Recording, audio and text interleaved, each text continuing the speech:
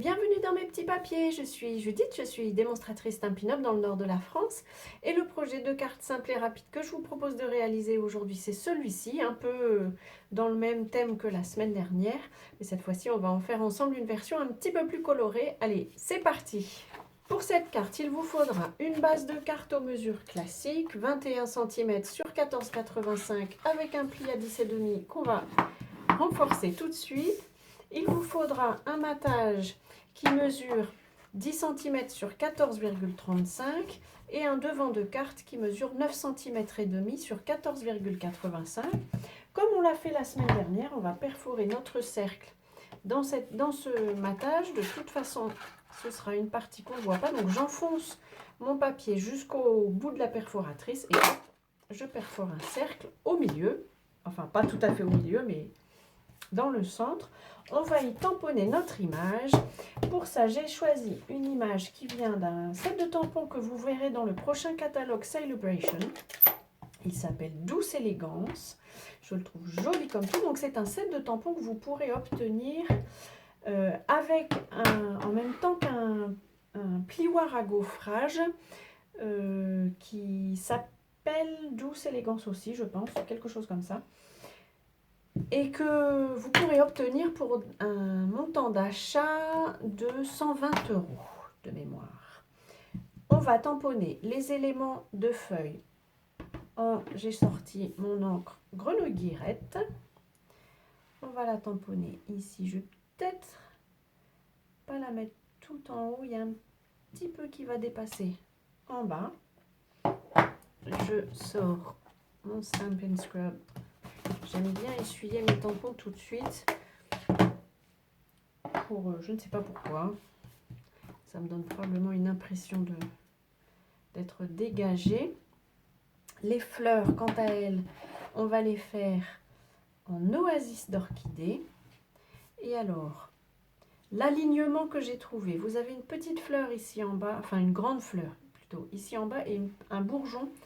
La grande fleur va se trouver ici et le bourgeon sera là. Ce sont mes éléments de base pour repérer un peu mon orientation et la façon dont je vais disposer le tout.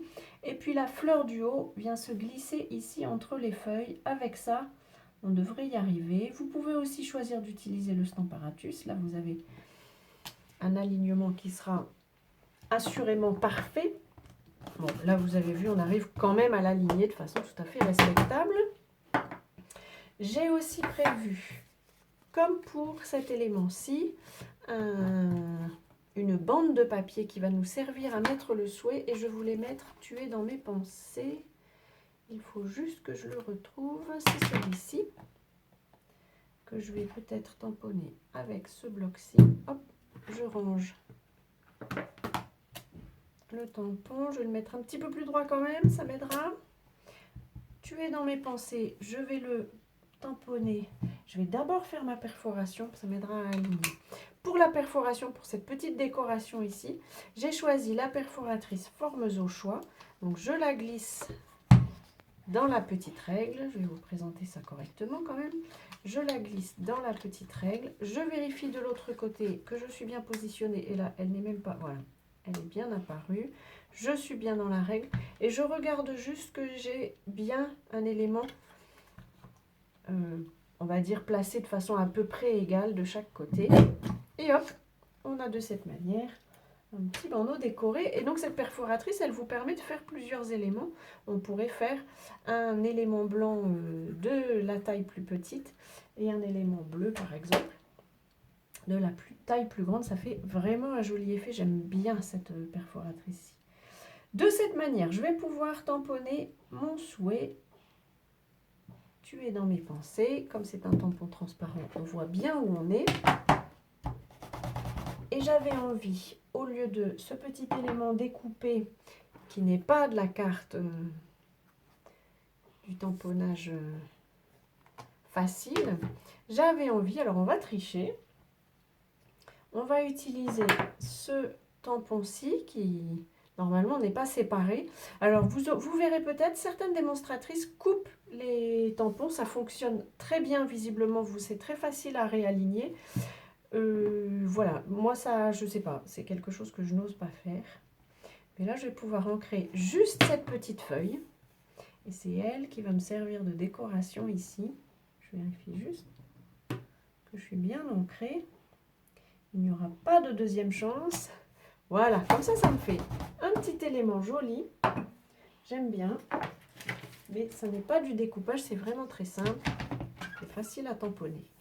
Ensuite, je vais pouvoir couper à côté de cet élément tamponné.